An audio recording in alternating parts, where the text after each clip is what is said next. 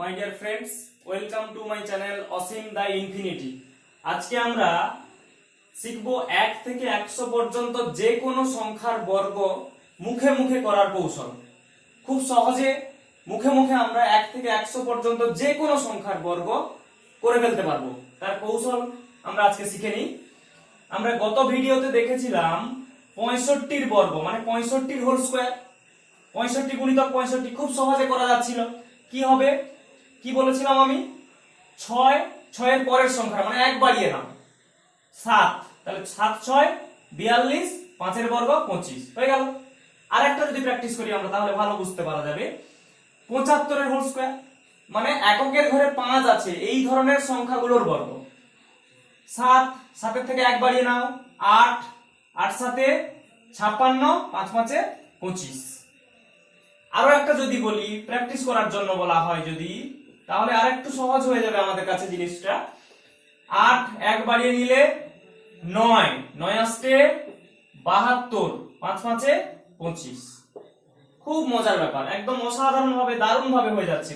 যদি 95 করি 95 whole square, 9 কে এক বাড়িয়ে নাও 10 10 9 90, 5 5 25। আরো যদি প্র্যাকটিসের জন্য আমি বলি ধরো 55 55 হোল স্কয়ার, তাহলে কি হবে? 5 কে এক বাড়িয়ে নাও 6 6 5 30 30 হলো, 5 5 25। তাহলে শেষে এক থাকবে, অর্থাৎ এককের ঘরে এক আছে এই ধরনের সংখ্যাগুলোকে সহজেই বর্গ করার কৌশল আমরা শিখেছি। এখন আমরা যে কোনো সংখ্যা 1 থেকে 100 পর্যন্ত যে কোনো সংখ্যার বর্গ এই নিয়মটা ছাড়া অন্যভাবে আমরা করে ফেলতে পারবো। তাহলে টাইপ 1 আমরা শিখে নিলাম, যেসব সংখ্যার এককের ঘরে 5 আছে তাদের বর্গ সহজে শিখে গেলাম। এরপরে আমরা টাইপ 2 তে শিখব 40 থেকে 60 এর মধ্যে কোন সংখ্যা তার যদি বর্গ করতে হয় সেটা কিভাবে করব। তার আগে আমি একটু ছোট্ট করে বলে দিই, যদি কোন সংখ্যার এককের ঘরে শূন্য থাকে তার বর্গ খুব সহজে করা যায়। দেখো এখানে ধরো 50 এককের ঘরে শূন্য আছে, তাহলে যটা শূন্য এককের ঘরে থাকবে উত্তরে তার দ্বিগুণ শূন্য বসাবে। দেখো একটা শূন্য আছে, দুটো শূন্য বসেছে, আর শূন্য বাদে কি আছে 5, তার বর্গ 25। তাহলে আমি যদি অভ্যাস করার জন্য আরেকটা যদি বলি ধরো 70 70 এর হোল স্কয়ার কি হবে? তাহলে কটা একটা শূন্য আছে, তার মানে দুটো শূন্য বসবে, আর 7 এর স্কয়ার মানে 49। খুব সহজে করে ফেলতে পারছি আমরা। 80 যদি হয় 80 হোল স্কয়ার, তাহলে একটা শূন্য আছে ডাবল শূন্য হবে মানে দ্বিগুণ শূন্য, আর 8 এর স্কয়ার 64। অনুরূপে 90 এর ক্ষেত্রে কি হবে? 90 হোল স্কয়ার, তাহলে কি হবে? একটা শূন্যের জন্য দুটো শূন্য বসবে ডবল শূন্য, 9 9 81। খুব সহজে আমরা করে ফেলতে পারছি। কিন্তু যদি কোনো সংখ্যার এককের ঘরে শূন্য না থাকে সেক্ষেত্রে আমরা কি করব? সেক্ষেত্রে টাইপ 2 যদি আমরা ধরি 40 থেকে 60 এর মধ্যে কোনো সংখ্যা যদি বর্গ করতে বলে আমাকে, তাহলে আমরা কি করতে পারি? 40 থেকে 60 এর মাঝখানের সংখ্যাটা দেখো 50, 50 এর স্কয়ার করলে কত হয়? শূন্যের জন্য দুটো শূন্য, 5 এর স্কয়ার হচ্ছে 25।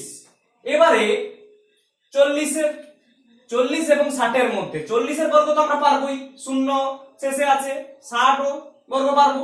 এদের মাঝখানে যে কোনো সংখ্যা যদি আমি ভাবি ধরো 42 যদি ভাবি, এই 42টা ভালো করে দেখবে, এই 42টা 50 এর থেকে কত ছোট? 8 ছোট, মানে -8 লিখেছি এই জন্য। এবারে 50টা 42 এর থেকে 8 ছোট, তাহলে 50 এর স্কয়ারটা মাথায় রাখতে হবে। 50 এর স্কয়ার কত? 25। তাহলে 25 এর থেকে 8 কম হবে যে সংখ্যাটা সেটা লিখতে হবে। 25 এর থেকে 8 কম হচ্ছে 17, লিখে দিলাম। আর এই 8 এর বর্গ 64। তাহলে আরো একটা প্র্যাকটিসের জন্য যদি একটা উদাহরণ নিই, খুব সহজ একদম দারুণ। ধরো যদি 46 এর স্কয়ার কি হবে? এই 46টা 50 এর থেকে কত কম? 4 কম, মানে -4, তাই তো? এবারে তাহলে 25 এর থেকে 4 কম লিখতে হবে। 25 এর থেকে 4 কম মানে 21। এবারে 4 এর বর্গ 16। কি মজার ব্যাপার, একদম অসাধারণ দারুণ ভাবে হয়ে যাচ্ছে। খুব সহজে। আরো প্র্যাকটিসের জন্য আমি যদি একটা বলি, আচ্ছা আমি 50-এর থেকে বেশি ধরি একটা, ধরো 50-এর থেকে বেশি, চলো 54, 54 হোল স্কয়ার কি হবে? তাহলে সেখানেও নিশ্চয়ই একটা কারণ থাকবে যে এগুলো 50-এর থেকে কম ছিল। এবারে এটা 50-এর থেকে কত বেশি সেটা দেখতে হবে। তাহলে 4 বেশি, তার জন্য +4 লিখলাম। তাহলে 25-এর থেকে 4 বেশি সংখ্যাটা লিখতে হবে। 25-এর থেকে 4 বেশি কত? 29। আর 4 এর স্কয়ার কত? 16। খুব সহজে একটু বাড়িতে বসে প্র্যাকটিস করলে ঝটঝট করে করে ফেলতে পারবে, একদম অসাধারণ ভাবে, দারুণ ভাবে। যদি আমি 57 বলি, 57 হোল স্কয়ার, 57 50-এর থেকে কত বড়? +7, মানে 7 বেশি। তাহলে 25-এর থেকে 7 বেশি লিখতে হবে। 25 যুক্ত 7 কত? 32 লিখে ফেলতে পারলাম। আর 7 এর বর্গ, 7 7 49। কত সহজে করে ফেলতে পারছি, কি দারুণ লাগছে তাই না? আবার যদি আমি 50-এর থেকে ছোট যদি কিছু নেই, 49 যদি নিই, 49 এর হোল স্কয়ার, 49 এর হোল স্কয়ার কি হবে? 49 50-এর থেকে কত ছোট? 1 ছোট। তার মানে 25-এর থেকে 1 ছোট লিখতে হবে কত? 24। আর 1 এর স্কয়ার, এইখানে মজার ব্যাপার হবে, 1 এর স্কয়ার করলে কত হবে? 1। আমি কি 1 লিখবো? না, যদি এক অঙ্কের সংখ্যা আসে তাহলে তাকে 2 ডিজিট করে লিখতে হবে, 0 1। একই লিখলাম কিন্তু 0 1, কেন? ডাবল ডিজিট লিখতে হবে এখানে। কথা বুঝতে পারা গেল? যদি তাহলে 50-এর থেকে 1 কম ছিল 49, 48-এর ক্ষেত্রেও সেই জিনিসটা ঘটবে। 48 এর হোল স্কয়ার, 48 50-এর থেকে কত ছোট? 2 ছোট, মানে -2 হয়েছে। তাহলে 25-এর থেকে 2 ছোট লিখতে হবে। 25-এর থেকে 2 ছোট কত? 23। এবারে 2 এর স্কয়ার, 2 এর স্কয়ার মানে 4, কিন্তু আমি 4 লিখবো কি? 4 লিখবো না, কত লিখবো? 04, মানে 04। উত্তর বেরিয়ে গেল। খুব সহজে হয়ে যাচ্ছে, বাড়িতে বসে 2-3টে প্র্যাকটিস করলে দেখবে আরামসে সবগুলো করতে পারবে। তাহলে 40 থেকে 60 এর মধ্যে যে সংখ্যা আছে তাদের সবার বর্গ খুব সহজে 2 সেকেন্ডের মধ্যে আমরা করে ফেলতে পারবো। এবারে আমরা যেটা শিখবো সেটাই হচ্ছে সবচেয়ে গুরুত্বপূর্ণ, 1 থেকে 100 পর্যন্ত যে কোনো সংখ্যা, তোমার মনের খুশি মতো যে কোনো সংখ্যা তুমি আমাকে বলো, তার বর্গ আমি খুব সহজে বের করার কৌশল শিখিয়ে দেবো। ধরো তুমি যদি বলো আমাকে 64 এর বর্গ, তাহলে যে দুটো নিয়ম আমরা শিখেছি, এককের ঘরে 5 বা এককের ঘরে 0 অথবা 40 থেকে 60 এর মধ্যে কোনোটাই কিন্তু এটা পড়ছে না। তাহলে কি আমরা পারবো না? না, এটা আরো সহজে করতে পারবো। দেখো কৌশলটা দেখো, এটা কিন্তু সবার জন্য প্রযোজ্য, 1 থেকে 100 পর্যন্ত যে কোনো সংখ্যার জন্য এই কৌশলটা প্রযোজ্য। শুধু মনে রেখে দিতে হবে, একটু মন দিয়ে শোনো তাহলে হয়ে যাবে। 4 আছে এককের ঘরে, 4 এর স্কয়ার কত? 16। হাতে থাকলো 1, মানে ক্যারি করছে 1 +1, 1 হাতে রাখবো, থাকলো। এবারে এইটা এইটা এইটা মানে 6 4 2 একসঙ্গে গুণ করবো। 6 4 এর 24, দুগুণে কত হয়? 48। হাতে ছিল 1, 49, তাহলে হাতে থাকলো কত? 4, 4 হাতে থাকলো। এবারে 6 এর স্কয়ার কত? 36, 4 যোগ করলে 40। কত সহজে হয়ে যাচ্ছে। আরো একটা প্র্যাকটিসের জন্য যদি বলি আমি যে কোনো সংখ্যা 34 বা 37, 37 এর হোল স্কয়ার, 37 এর হোল স্কয়ার কি হবে? নিয়ম কি আছে? 7 এর স্কয়ার মানে 49 এর 9, হাতে 4 থাকছে। এবারে এই দুটো গুণ করব 2 সমেত, 3 7 21, দুগুণে 42, হাতে ছিল 4, 42 4 46, হাতে আবার 4 থাকছে, 4। 3 এর স্কয়ার করব এবারে, 3 3 9, হাতে ছিল 4, 9 4 13। কত সহজে হয়ে যাচ্ছে যে কোনো। এটা যদি আমি যে বলেছিলাম এককের ঘরে 5 এমন সংখ্যা যদি হয় তার ক্ষেত্রেও হবে একই নিয়ম, এই একটাই নিয়ম, জেনারেল নিয়ম, খুব সহজ হয়ে যাবে। 35, তাহলে হয় কিনা দেখা যাক। মনে সন্দেহ হচ্ছে যে হবে কিনা, হবে, অবশ্যই হবে। 5 এর স্কয়ার 25, 25 এর 5, হাতে কত থাকবে? 2, তার মানে আমি 2 লিখে রাখলাম, +2 লিখে রাখলাম, ক্যারি হয়ে গেল ওটা। 3 5 এ 15, দুগুণে 30, একসঙ্গে পুরোটা গুণ হবে। 3 5 এ 15, দুগুণে 30, হাতে 2, 30 2 32, হাতে থাকলো 3, 3 হাতে থাকছে। এবারে 3 এর স্কয়ার কত? 9, 9 আর 3 যোগ করলে 12 হলো। আমরা এর এর জন্য স্পেশাল যে নিয়মটা ছিল তার সঙ্গে কম্পেয়ার করি, একই হচ্ছে কিনা। স্পেশাল নিয়ম কি ছিল? 3 কে 1 বাড়িয়ে দাও 4, 4 3 12, 5 5 25, মিলেছে। তাহলে এইটা হচ্ছে যে কোনো 1 থেকে 100 পর্যন্ত যে কোনো সংখ্যা তুমি নাও, যে কোনো সংখ্যা নাও, তার বর্গ করার এই কৌশল। কি কৌশল? যেটা আছে এককের ঘরে তার স্কয়ার বসবে হাতে যত থাকে। আবার একটা প্র্যাকটিসের জন্য যদি বলি, আমি এমনি বলার থেকে প্র্যাকটিস করার জন্য কিছু একটা বললেই সুবিধা আমার।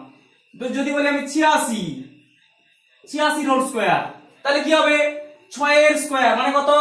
36, 36 এর 6 হাতে কত থাকছে? ক্যারি 3।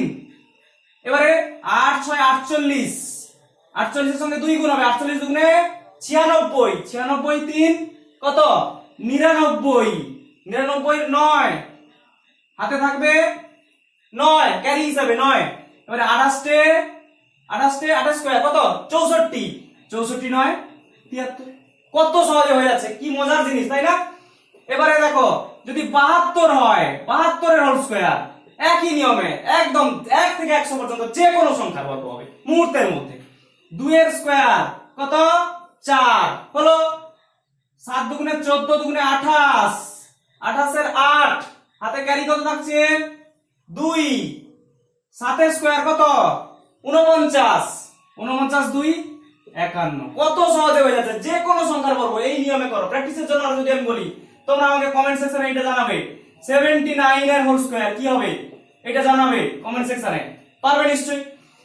আমরা যদি আরো ছোট যদি ধরি, ছোট ধরলেও হবে 26 এর হোল স্কয়ার, যে কোনো সংখ্যা, যে কোনো 1 থেকে 100 পর্যন্ত যে কোনো সংখ্যার বর্গ এই নিয়মে হবে। 26 এর স্কয়ার কি হবে? 6 এর স্কয়ার 36 হাতে থাকছে কত? 3, 2 6 2 মানে পুরোটা গুণ হবে। বারবার বলছি, ভিডিওটা একটু রিমাইন্ড করে আবার দেখে নেবে কি করা হচ্ছে। 2 6 12 দুগুণে 24 হাতে কত ছিল? 3, 27, 27 এর 7 হাতে থাকছে কত? 2, 2 এর স্কয়ার কত? 4, 4 2 6, 26 এর স্কয়ার 676। অনেকের মুখস্থ আছে, তাও মিলিয়ে নাও, দেখা হলো হয়েছে কিনা। এবারে আমি যদি বলি ধরো 39 এর হোল স্কয়ার, 39 এর হোল স্কয়ার কি হবে?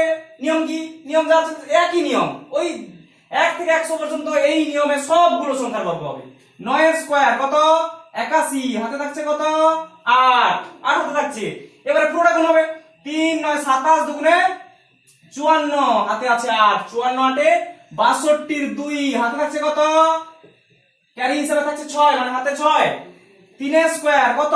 9, 9 আর 6 15। কত সহজে হয়ে যাচ্ছে, কত সহজে, একদম মুহূর্তের মধ্যে। এই কৌশলে আমরা 1 থেকে 100 পর্যন্ত যে কোনো সংখ্যার বর্গ খুব তাড়াতাড়ি, খুব সুন্দরভাবে ম্যাজিকের মতো করে দিতে পারবো। আজকে তাহলে আমরা শিখলাম 1 থেকে 100 পর্যন্ত যে কোনো সংখ্যার বর্গ। আমার এই ভিডিওটাকে তোমরা লাইক কমেন্ট ও শেয়ার করে সবার মধ্যে ছড়িয়ে দাও এবং আমার চ্যানেল অসীম দা ইনফিনিটিকে সাবস্ক্রাইব করো। Thank you.